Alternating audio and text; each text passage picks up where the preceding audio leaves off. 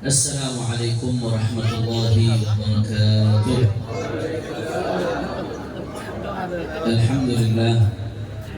Alhamdulillahi rabbil alamin wa bihi nasta'in ala umuri dunya waddin. Allahumma fassalli wa sallim wa barik wa karrim wa majid wa azim ala sayyidina wa habibina wa syafi'ina wa nuri qulubina Muhammad al-Fatih lima ughliqa wal khatim lima sabaq nasiril haqqi bil haqq wal hadi ila siratal mustaqim wa ala alihi wa sahbihi haqqa qadrihi wa miqdarihi al-azim ya fatahu ya alim amma ba'd.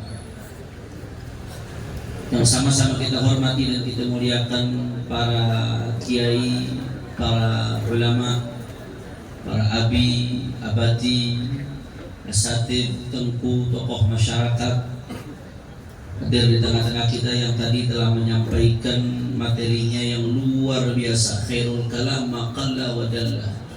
Sebaik-baiknya perkataan adalah sedikit tapi padat. Al-Habib Muhammad bin Husain Al-Attas LCMA. Beliau kakak saya, guru saya. Kalau saya menikah dengan putri ketiga dari imam besar, beliau menikah dengan putri kedua dari imam besar, Al-Habib Muhammad Rizik bin Husain bin Syihab. Dan beliau juga saat ini menjabat sebagai Ketua Umum DPP Front Persaudaraan Islam atau FPI. Jadi kalau tadi dikatakan saya pembicara utama, keynote speaker, salah. Jadi tiga-tiganya ini pembicara utama, saling mengisi, saling melengkapi, insya Allah. Juga tadi pembicara yang kedua ada saudara saya Abang Haji Aziz Yanwar SHMH. Beliau pengacara yang sudah tidak asing lagi. Nah, kalau Habib Muhammad ini putra Aceh, Bapak Ibu sekalian. Karena ibu beliau adalah orang Aceh asli. Jadi ibu beliau ini lahir di Aceh, orang Pidi, kemudian pindah ke Pangkalan Brandan, kemudian pindah ke Jakarta, menikah dengan ayah beliau.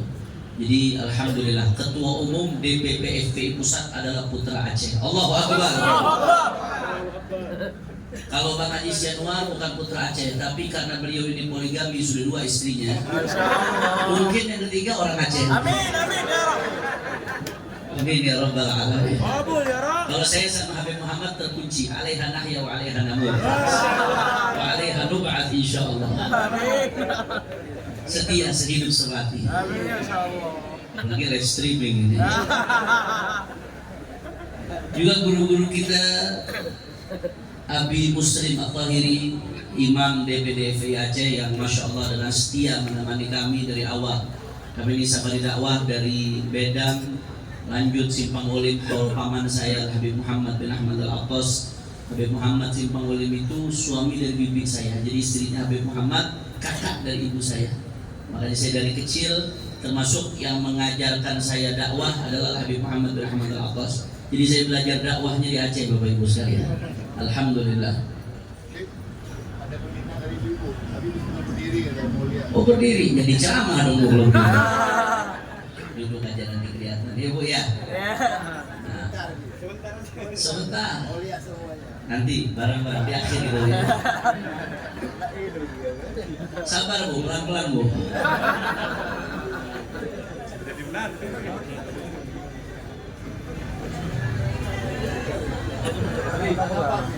Oh tak apa. Ya udah saya berdiri. Oh.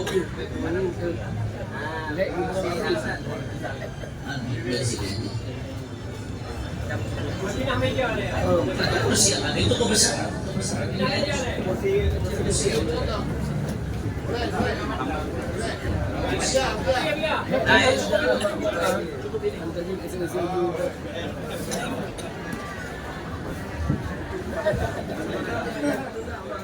Emak-emak beda ya.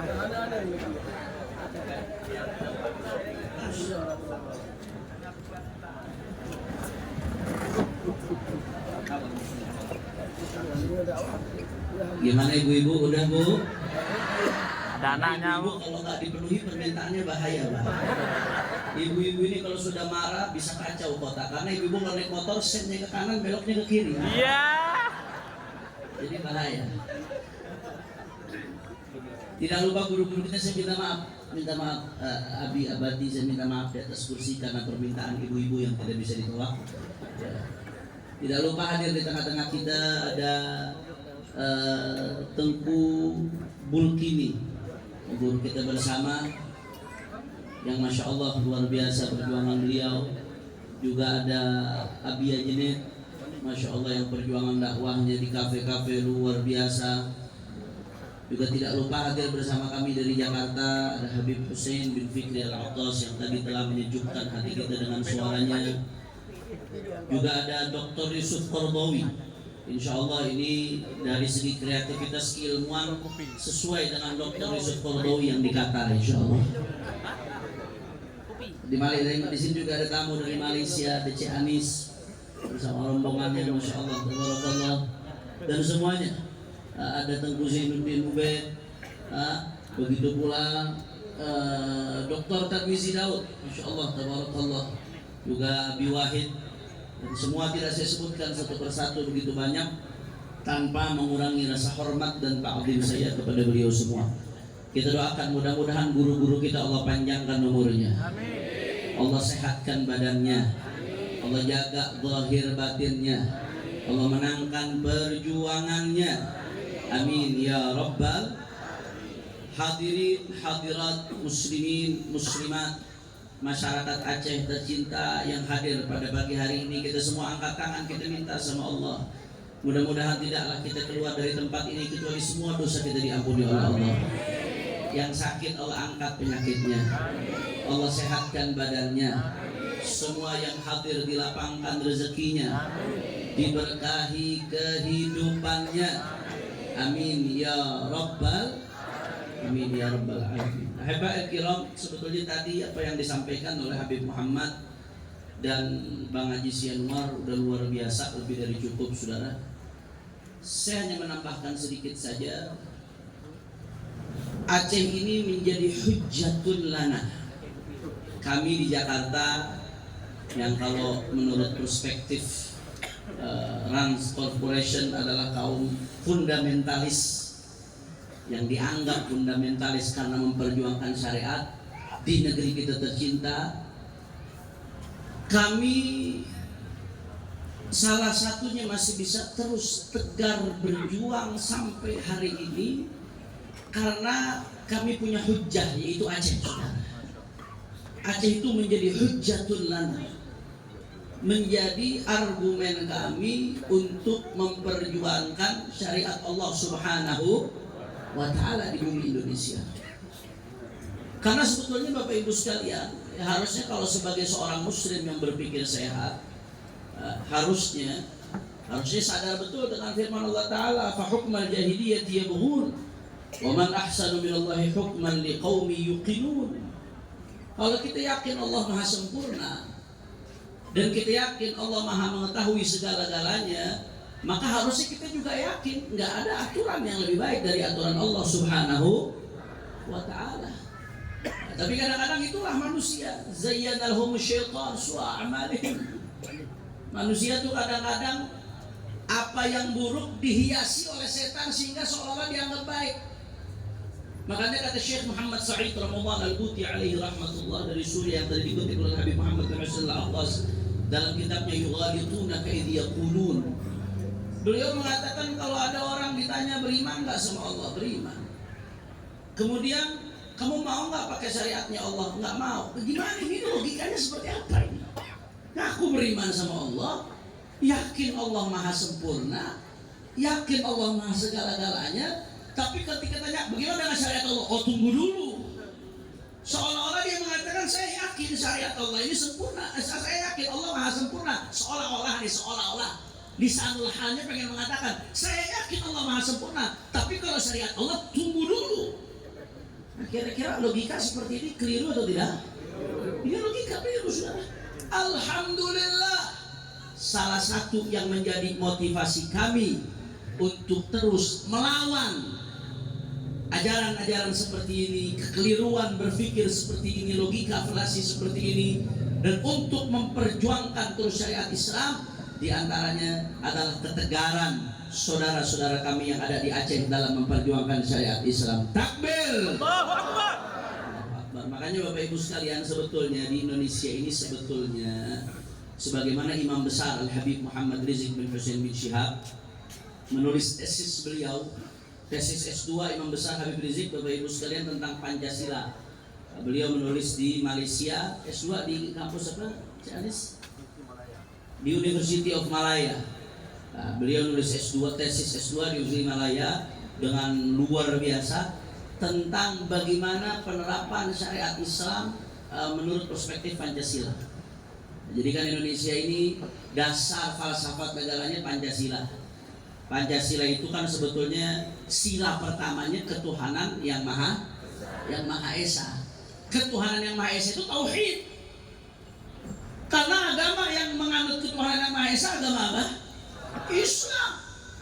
Ketuhanan Maha Esa itu adalah tauhid, ruh daripada syariat, saudara.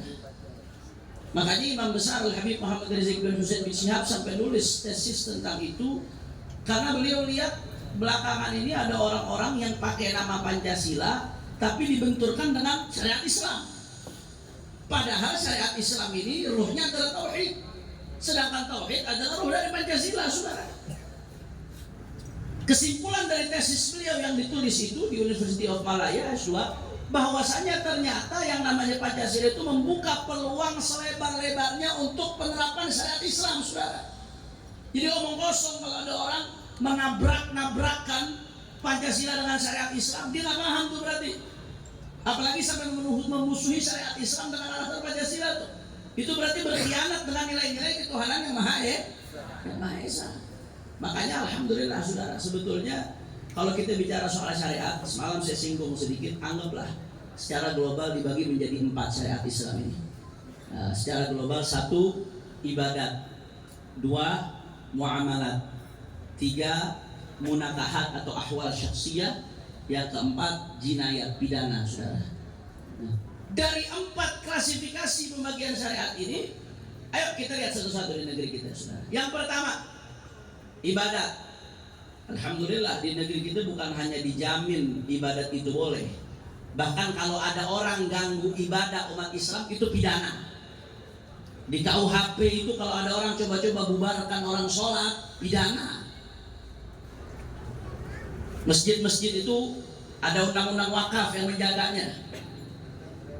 Zakat ada undang-undangnya. Begitu pula, saudara, yang namanya haji diatur, puasa diatur, semuanya dilindungi. Alhamdulillah. Berarti penerapan syariat Islam terkait ibadah berjalan atau tidak? Berjalan. Salah besar kalau orang bilang mau menabrak-nabrakan Indonesia dengan syariat. Yang kedua, muamalat. Walaupun belum sempurna dan masih banyak kekurangan sana sini, tapi alhamdulillah yang namanya ekonomi Islam sudah mulai banyak diterapkan di negeri kita. Ada bank syariat, ada pegadaian syariat, dan berbagai sektor-sektor ekonomi syariat lainnya. Bahkan fakultas ekonomi syariat, jadi fakultas tersendiri di negeri kita, saudara. Nah, saya mau tanya, berarti ekonomi sistem Islam yang berkaitan dengan ekonomi di negeri kita berjalan atau tidak? Berjalan di sebagian yang saudara. Begitu juga kalau kita bicara soal munakahat, ahwal syakhsiyah, munakahat yang berkaitan dengan hukum nikah, talak, hukum asuh, nafkah, waris, dan lain sebagainya.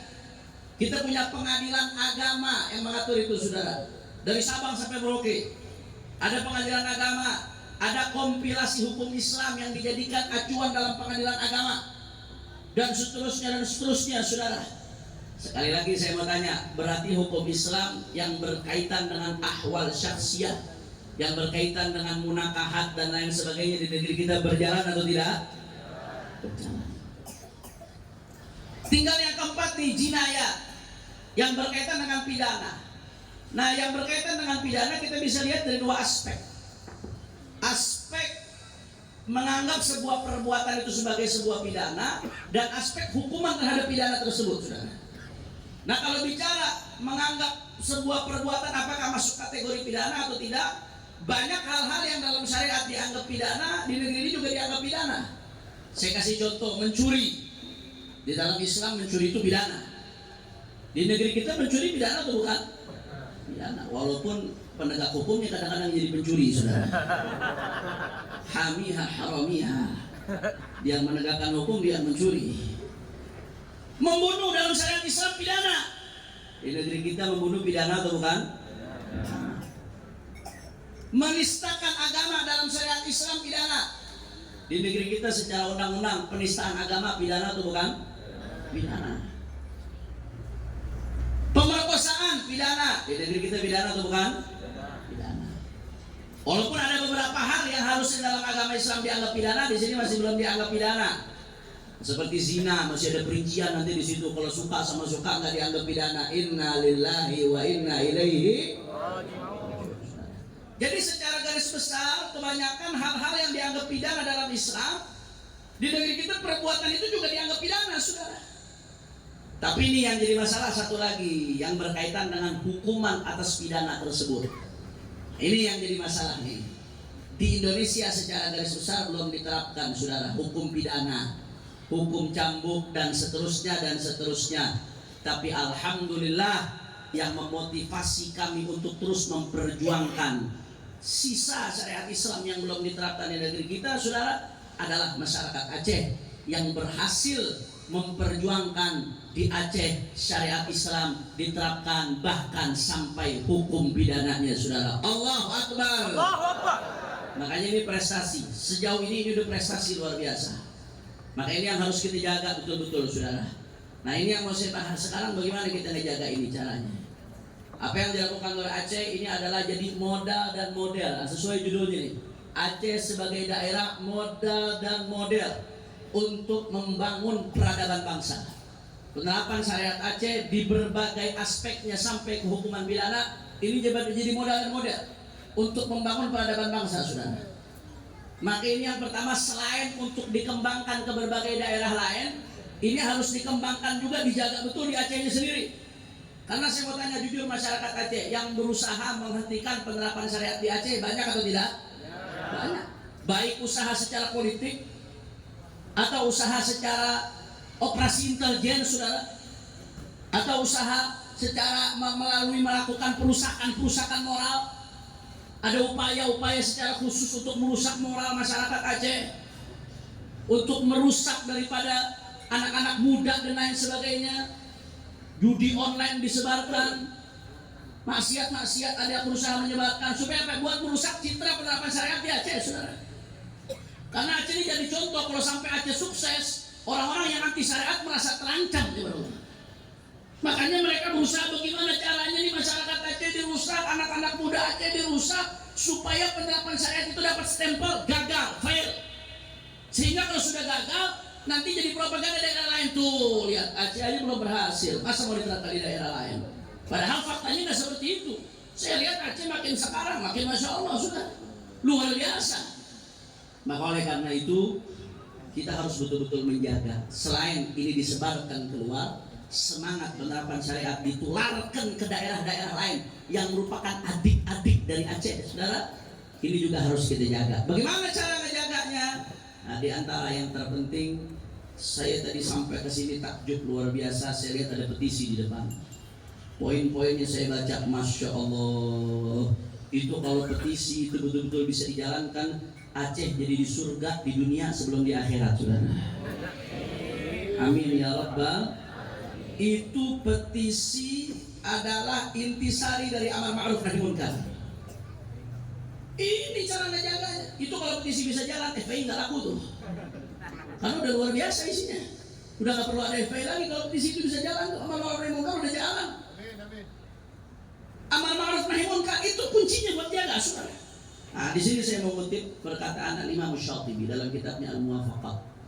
Kita bicara syariat, apa sih esensi penerapan syariat? Maqasidus syariah, apa esensinya? Maqasidus syariah itu esensinya ada 5. Hifdzud din, hifdzun nafas, hifdzul aql, hifdzun nasl, hifdzul mal. Itu ada 5.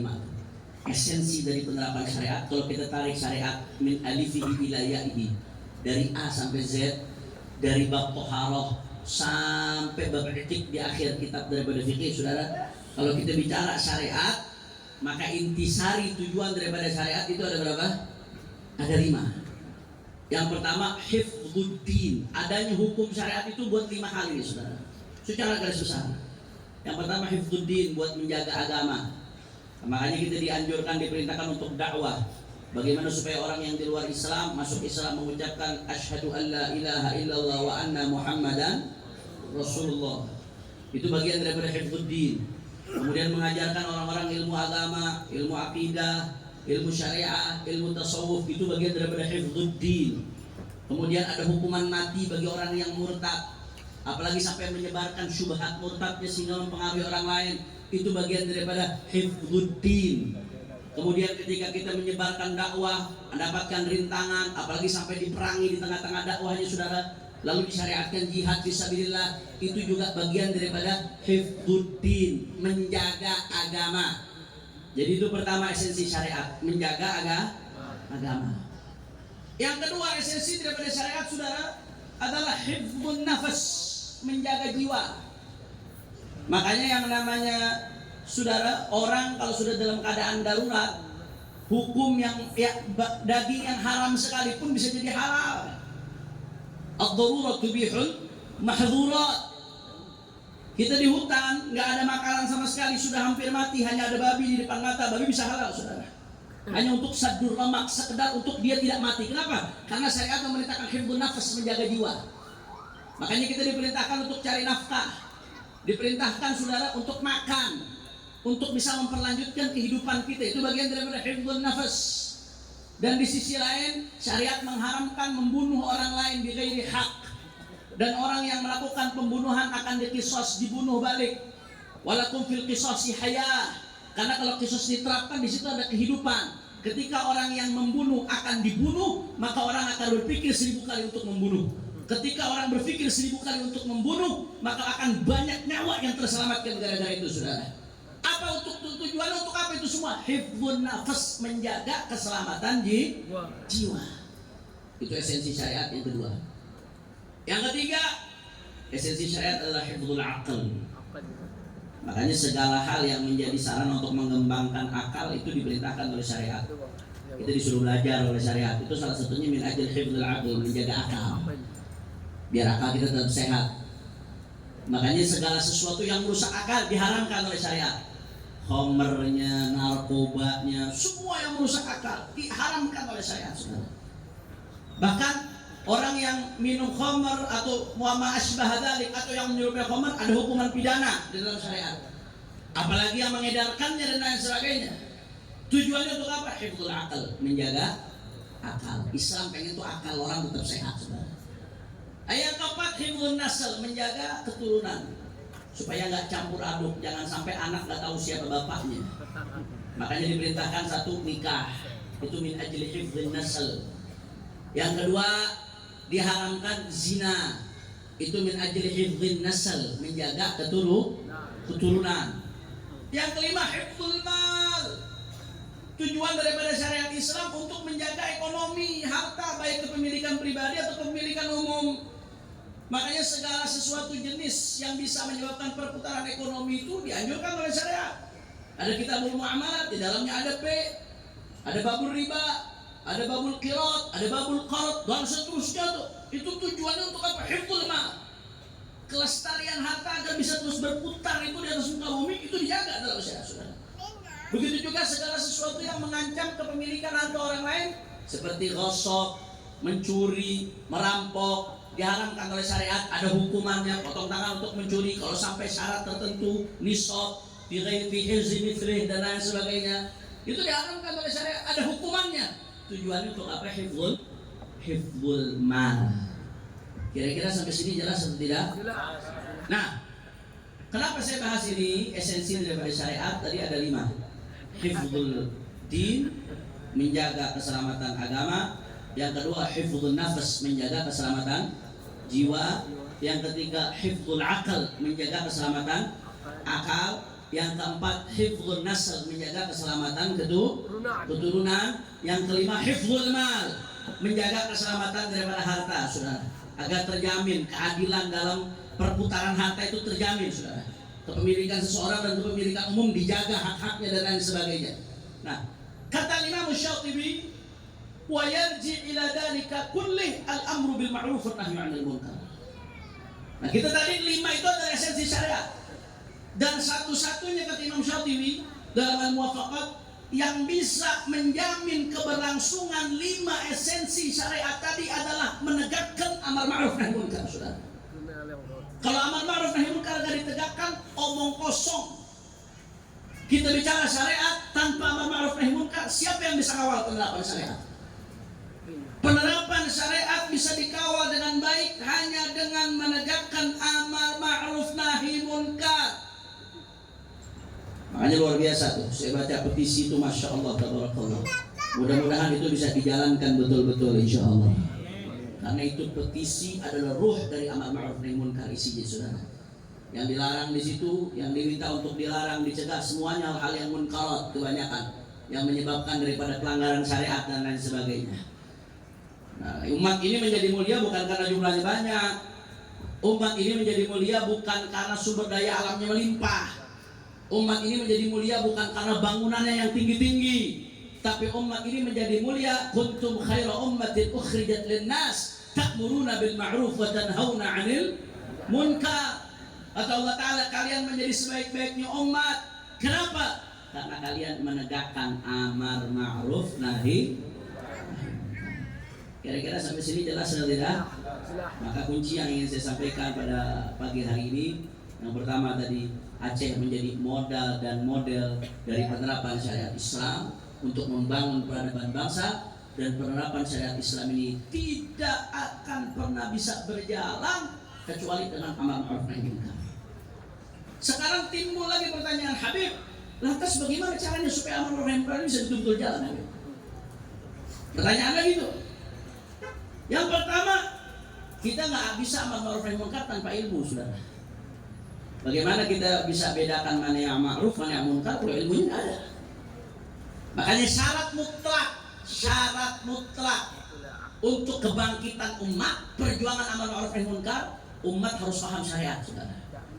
Umat harus belajar mana yang halal, mana yang haram, mana yang hak, mana yang batil, mana yang benar, mana yang salah, mana yang muttafaq alaih, mana yang mukhtalafun fi. Karena dalam kaidah amar ma'ruf nahi munkar, yunkarul muttafaq alaih wa la yunkar mukhtalaf fi. Yang boleh diingkari itu sesuatu kemunkaran yang muttafaq alaih, yang disepakati kemunkarannya. Kalau yang masih mukhtalafun fi, maka itu ranahnya toleransi, saling menghargai satu sama lain, saudara. Ini umat mesti tahu dulu. Makanya di sini peran yang pertama untuk menjamin keberlangsungan amar ma'ruf nahi munkar, saudara, itu adalah pendidikan Islam yang harus mengakar. Makanya alhamdulillah di Aceh ini ada dayah-dayah luar biasa. Ini dayah Benteng Aceh, salah satunya yang paling luar biasa dayah-dayah ini. Mudah-mudahan guru-guru kita di dayah-dayah semuanya Allah kasih panjang umur, sehat walafiat. Dan dayah-dayah di Aceh terus Allah jaga sebagai benteng daripada ahlus sunnati wal jamaah. Amin ya rabbal. Ya, dayah-dayah itu tempat orang takhusus, dan bahkan saya bangga luar biasa. Di Aceh ini standar pendidikan syariatnya nggak main-main, saudara. Saya dulu pengalaman waktu itu tahun 2010 ikut MKK, Musabaqah Qiraatul Kutub. Dulu dinamakannya Mufakat, yang diadakan Kementerian Agama Tengku Bulkin. Kebetulan saya mondok di Jawa Timur di Darul Lughah Dakwah, saya mewakili Ponpes Darul Lughah Dakwah saat itu. Ya. Saya mewakili Jawa Timur, saat itu mewakili Jawa Timur, ikut MKK nasional di Lombok. Saya ditaruh di bidang debat bahasa Arab. Alhamdulillah saat itu kami bisa lolos. Di final ketemunya sama Aceh. Saya Jawa Timur lawannya Aceh. Cuma kebetulan minta maaf sama masyarakat Aceh, kebetulan saya yang menang waktu itu. Tapi nggak main-main kualitasnya, sudah. Saya kasih contoh itu di debat bahasa Arab, tapi di bidang lain di Ghayatul Usul juara satunya Aceh, saudara. Allahu Akbar. Allahu Akbar. Allahu Akbar. Ghayatul Usul itu kita bukan kaleng-kaleng. Berapa banyak mahasiswa waktu kami di Ahqaf yang pingsan gara-gara ujian Ghayatul Usul, saudara. Tapi di Aceh itu kita jadi budaya. Artinya ini menunjukkan tingkat pendidikan dayah-dayah di Aceh nggak main-main. Itu yang akan menjaga keberlangsungan ma'ruf nahi munkar, saudara. Dan juga penting yang tadi Habib Muhammad sampaikan, diimbangi dengan pendidikan-pendidikan formal. Kita bukan hanya nyetak ulama, tapi bagaimana Aceh ini juga punya profesor-profesor di bidang hukum, profesor-profesor di bidang saudara filsafat, profesor-profesor di bidang ekonomi, profesor-profesor di bidang kedokteran, sehingga memudahkan kita untuk bisa menerapkan syariat di berbagai aspek kehidupan, saudara. Nah, insya Allah, mudah-mudahan, insya Allah. Nah, mudah-mudahan, insya Allah kita doakan, mudah-mudahan pendidikan di Aceh ini dan di berbagai daerah lainnya, mudah-mudahan semakin meningkat kualitasnya semakin hari, insya Allah. Amin ya Rabbal. Itu satu yang pertama. Jadi nggak bisa. Karena orang kalau amar ma'ruf nahi munkar tapi nggak tahu ilmunya, yusidu aktsaru mimma yuslih, akan lebih banyak merusak daripada memperbaiki.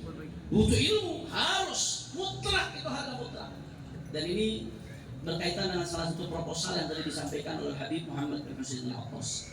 Karena kalau nggak dari sekarang anak-anak kita dididik di daya, hanya dididik dengan pendidikan sekuler saja, dia menerima informasi dari mana-mana, ujung-ujungnya nanti generasi yang akan datang udah nggak suka sama syariat. Kalau generasinya nggak suka sama syariat, bagaimana syariat mau diterapkan? Mereka yang akan mendukung nanti pelepasan syariat dari Aceh. Maka itu yang harus kita jaga. Bagaimana generasi-generasi yang lahir akan datang tetap jadi generasi yang paham syariat, generasi yang bisa menerapkan syariat, dan generasi yang bisa mengawal syariat melalui amar ma'ruf nahi munkar, insya Allah. Yang kedua, saudara.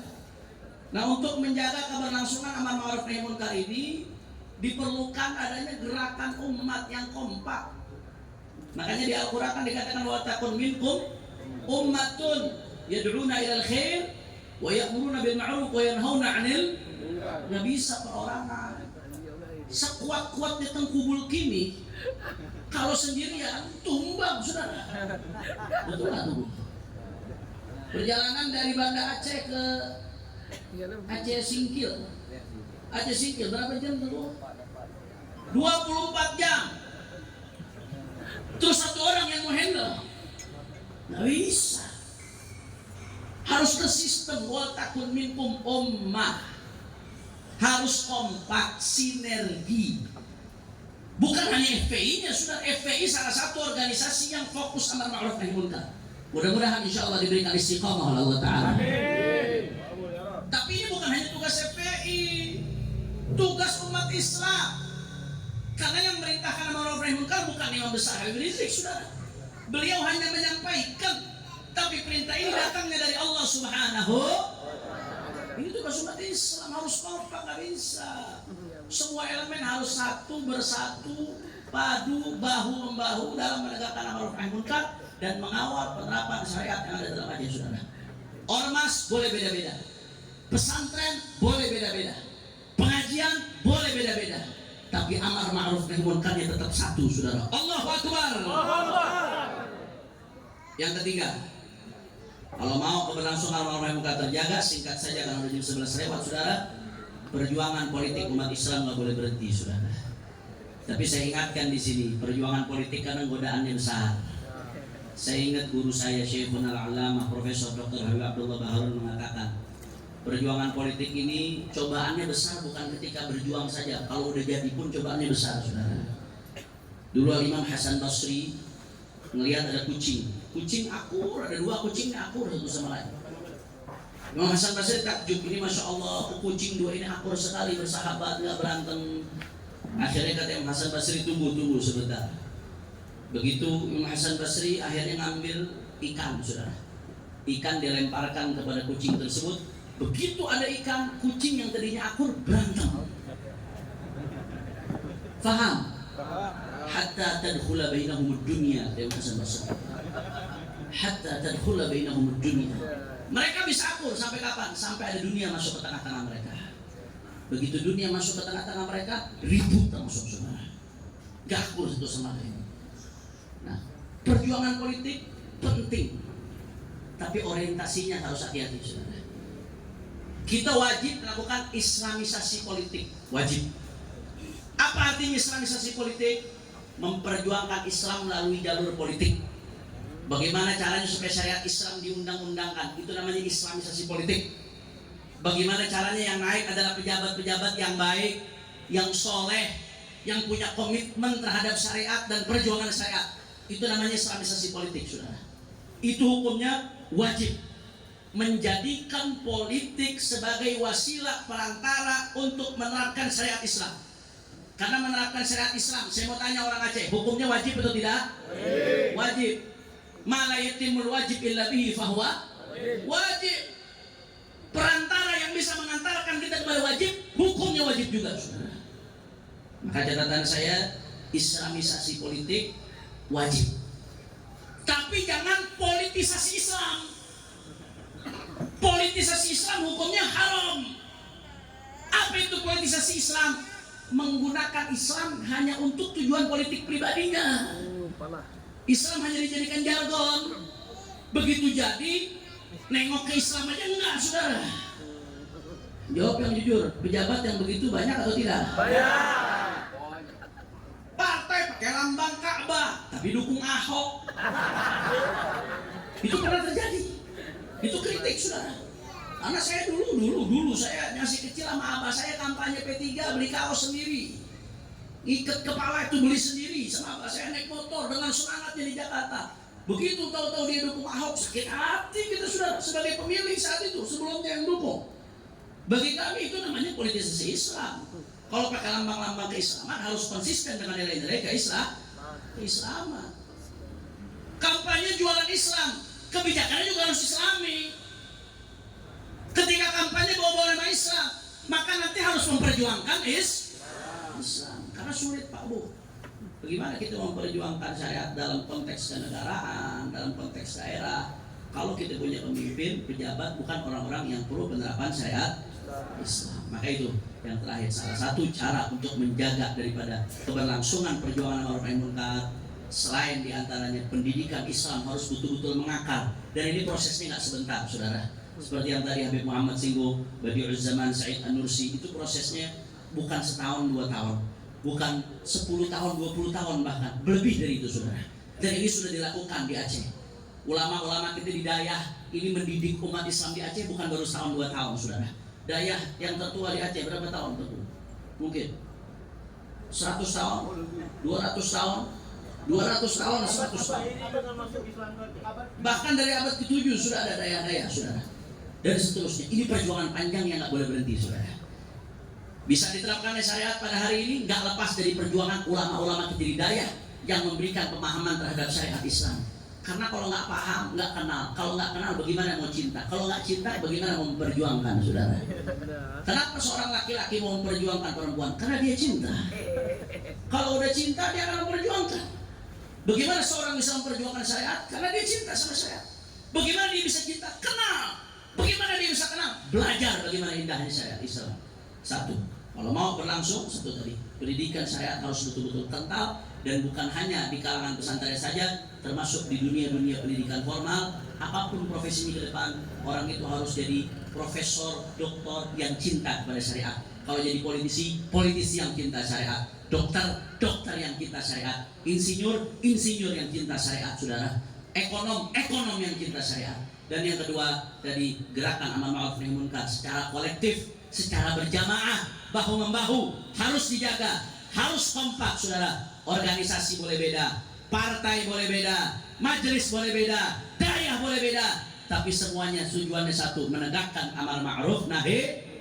Ini petisi jadi salah satu contoh. Yang tanda tangan di petisi itu tokoh dari organisasi yang berbeda-beda, dari partai yang berbeda-beda, dari latar belakang yang berbeda-beda, tapi tujuannya satu, menegakkan amar ma'ruf nahi munkar. Allahu Akbar. Dan yang ketiga, jangan lepas perjuangan politik Islam.